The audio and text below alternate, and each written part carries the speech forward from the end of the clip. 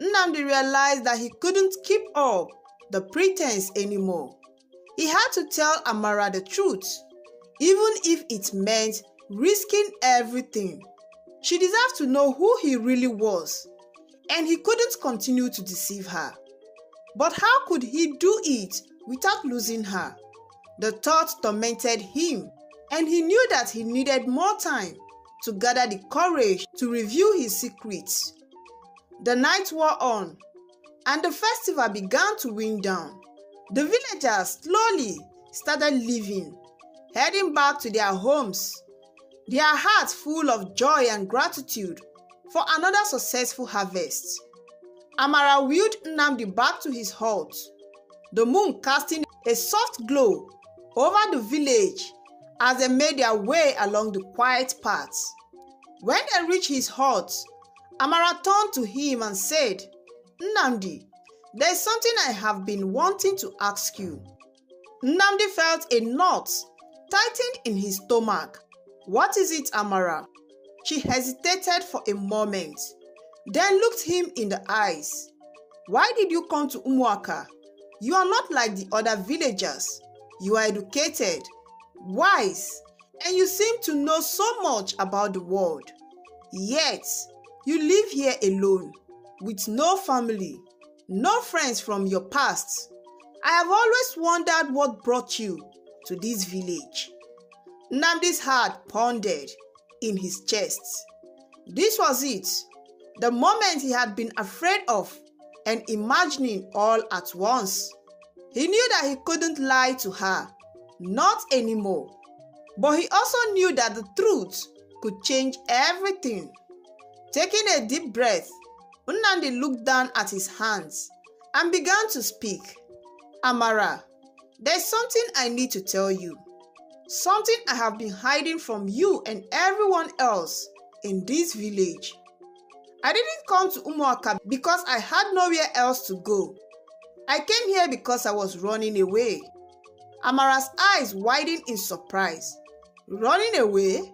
From what?" "From my past life," Nnamdi replied.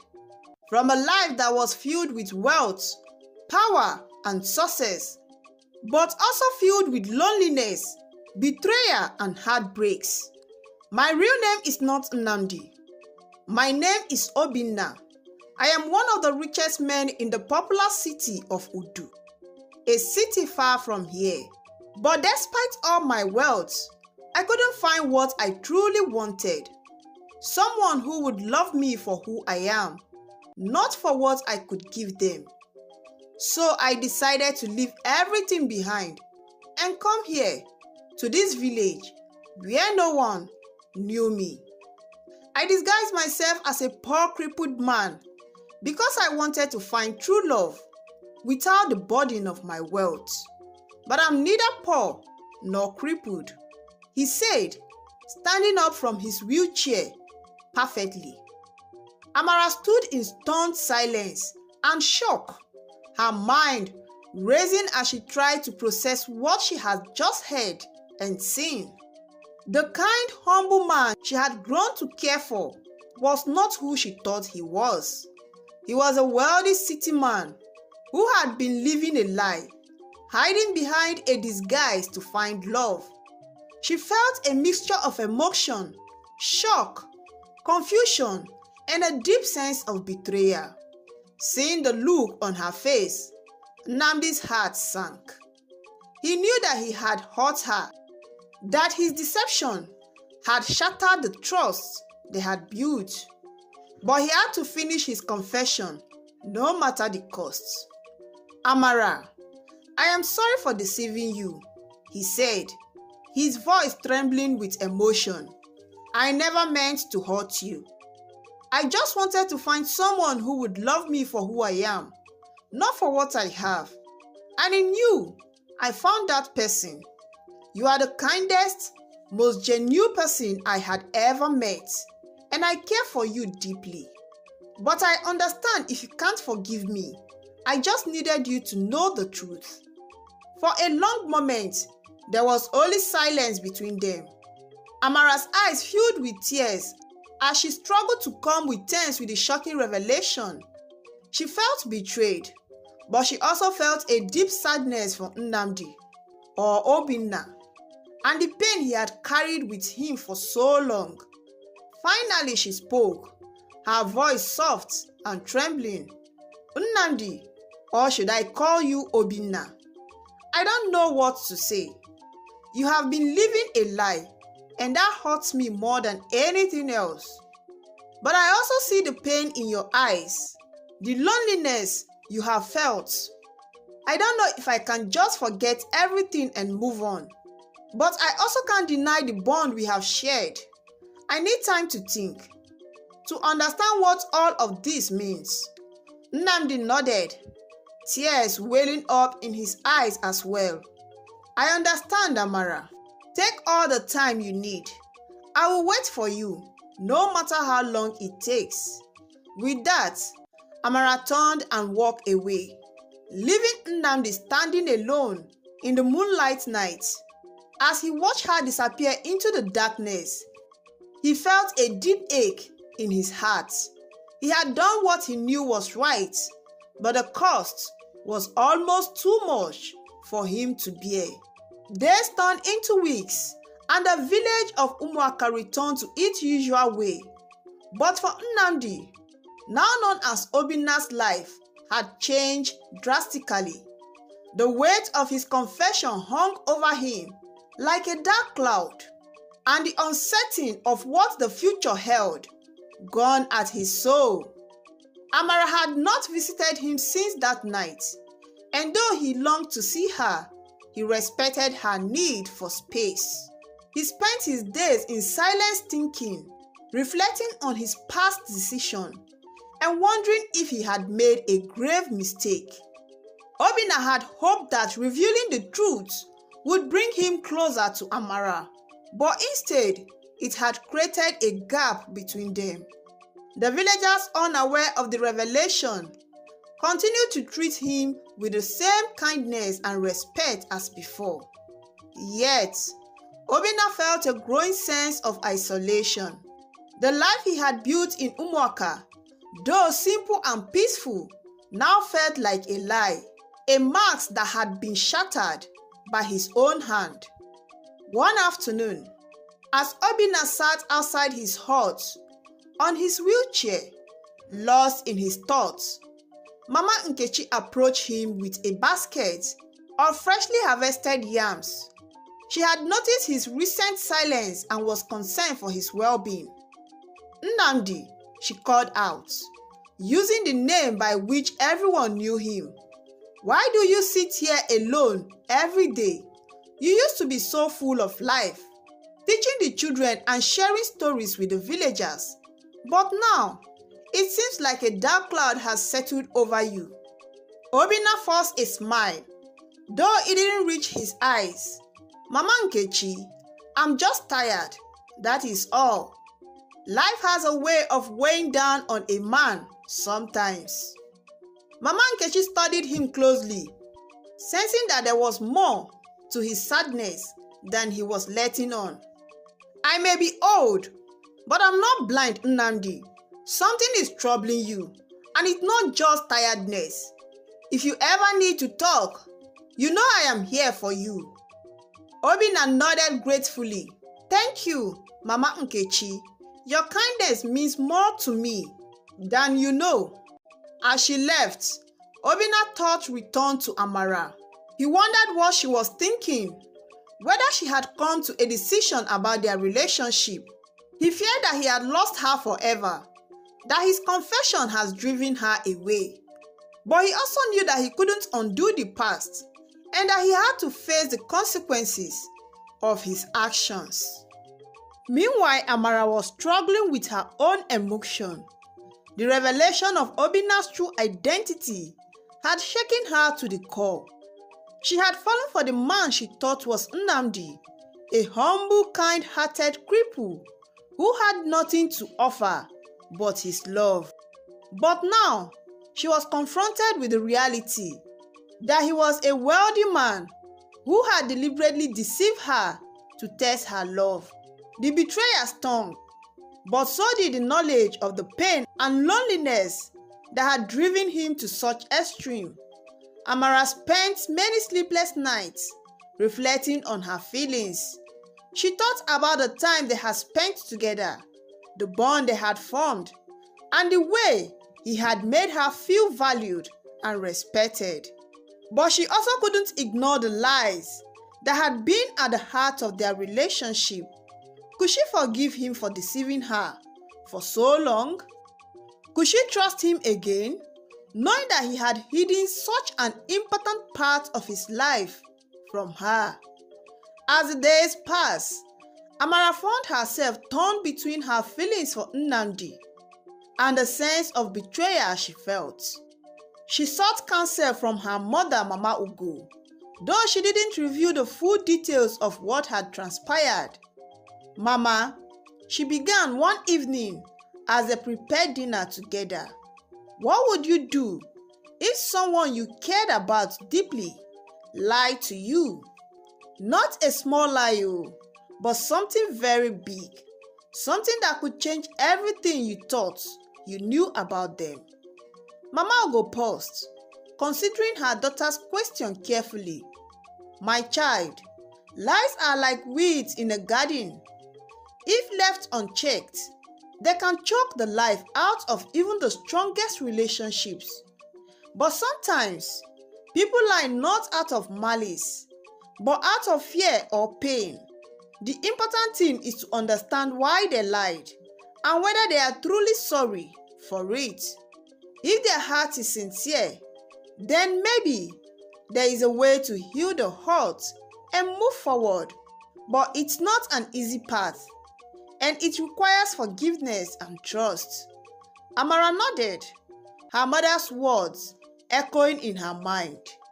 She knew that Obinna's deception had been driven by a deep fear of being loved for his wealth rather than for who he was. But knowing that didn't make the hurt any less real. She needed to decide whether she could forgive him and, more importantly, whether she could trust him again. The turning point came one evening when Amara was walking along the riverbank, the same spot where she and Obinna had shared so many conversations. As she sat down by the water's edge, she replayed their time together in her mind. The laughter, the deep discussions, the moment of silence that spoke volume. She realized that, despite everything, her feelings for him hadn't changed. The man she had fallen in love with was still the same person. Whether he was Nnamdi or Obinna, the essence of who he was remained unchanged. With a deep sigh, Amara knew what she had to do. She needed to confront him, to hear his own side of the story again, and to decide whether they had a future together. The next morning, she gathered her courage and made her way to Obinna's hut. When she arrived, she found him sitting outside, gazing into the distance with a lost thinking expression. He looked up in surprise. When he saw her, his eyes filled with a mixture of hope and fear. Amara, he said softly, his voice trembling with emotion. I didn't think you would come. I needed time to think, Amara replied, her tone calm but firm. What you told me, it hurt me deeply, Obinna. I trusted you, and finding out that you were living a lie shook me to my bones. But I have also realized that the man I fell in love with is still the same person. You are kind, thoughtful, and you have shown me nothing but respect. That's why I'm here, to understand why you felt the need to deceive me. Obinna's eye filled with tears as he listened to her words. He knew that this was his chance to make things right, to explain himself fully. Taking a deep breath, he began to speak. Amara, I've been a fool, he admitted, his voice thick with emotion. I thought that by hiding my true identity, I could protect myself from the pain of being used or betrayed again. I wanted to find someone who would love me for who I am and not for what I have. But in doing so, I hurt you, the one person who has shown me true kindness and love. I was wrong to deceive you, and I regret it more than anything ever. I understand if you can't forgive me, but please know that my feelings for you are real. I love you, Amara, and I would do anything to make things right. Amara listened carefully, her heart softening as she heard the sincerity in his voice. She could see the pain in his eyes, the regret for what he had done. And she knew that his actions, while misguided, had been driven by a deep fear of being hurt again. I won't lie, Obinna, she said after a moment of silence. It's going to take time for me to fully trust you again. But I also believe in second chances, especially when someone is truly sorry for their mistakes. I don't want to lose what we have, but you need to promise me that there will be no more secrets between us. If we are going to build a future together, it has to be based on honesty. Obinna's heart swelled with relief and gratitude. I promise, Amara, no more secrets, no more lies. I want to build a life with you, one based on love and trust. Amara nodded, feeling a sense of peace settle over her. She knew that their journey together wouldn't be easy, but she was willing to take that risk. She had found something rare and precious in Obinna, a love that was genuine, one that could withstand even the harshest of trials. Over the next few weeks, Amara and Obinna worked to rebuild their relationship. They spent time together, talking openly about their fears, hope, and dreams.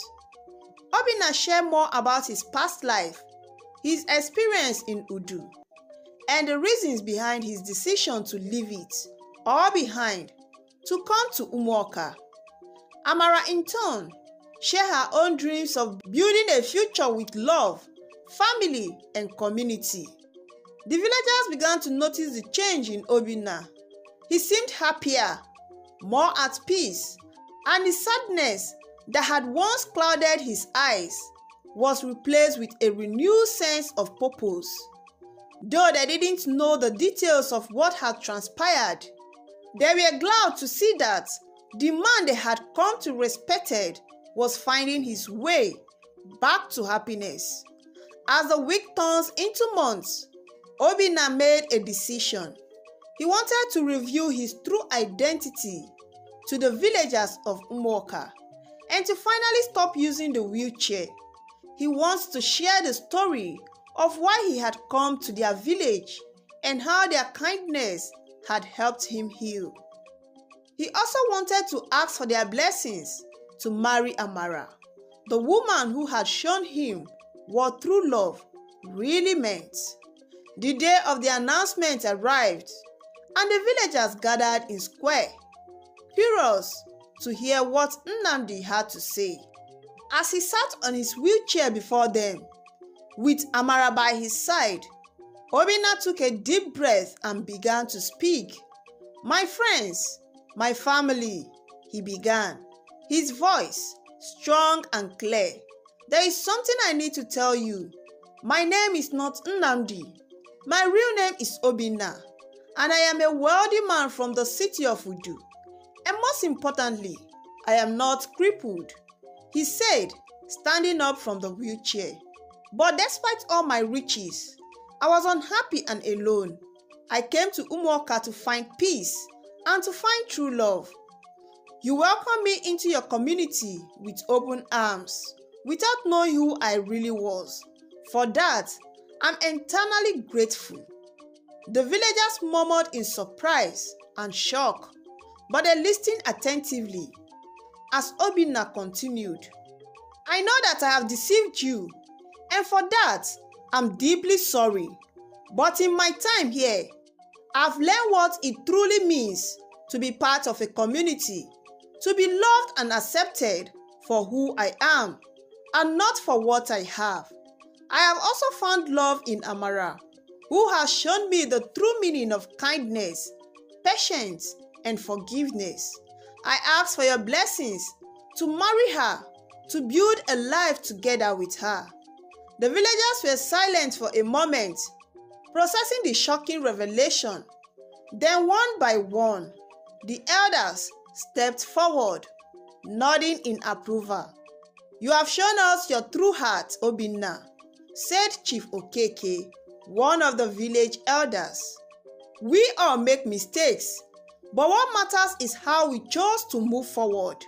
You have earned our respect, and you have our blessings to marry Amara." Tears filled Amara's eyes as she looked at Obinna, her heart full of love and hope for their future. The villagers cheered, celebrating the union of two souls who had overcome great trials to find each other. The wedding of Obinna and Amara was a grand celebration, one that would be remembered for generations to come in Umuoka. The entire village came together to honor the couple who had shown that love could overcome even the greatest challenges. The festives lasted for days, filled with music, dancing, feasting, and joyous laughter.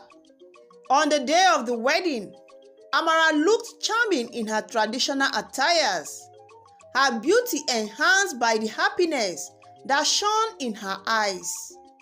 Obinna, dressed in his stunning traditional dress, stood tall and proud, his heart overflowing with gratitude for the woman who had given him a second chance at love, and for the village that had become his home.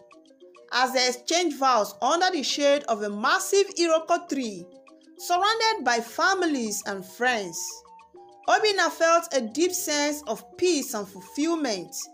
He had finally found what he had been searching for, a love that was real, a place where he belonged, and a future filled with hope. After the wedding, Obinna decided to use his wealth to benefit the village. He invested in infrastructures, built a new school, improved the health clinic, and created opportunities for the villagers to thrive. But he never flaunted his riches. Instead, he lived a simple life with Amara, focusing on what truly mattered: family, community, and love. Over time, Obinna and Amara were blessed with children, and their home was filled with laughter and joy. The story of their love became a legend in Umuoka, a tale of how true love could be found in the most unexpected places, and how with patience and trust, any obstacle could be overcome. As the years passed, Obinna and Amara's bond only grew stronger. They weathered life's challenges together, always returning to the foundation of trust and love that they had worked so hard to build. Their children grew up in a home filled with warmth and wisdom, learning the values of honesty and kindness. Please drop at the comment section what you learned from this story, and thanks for watching.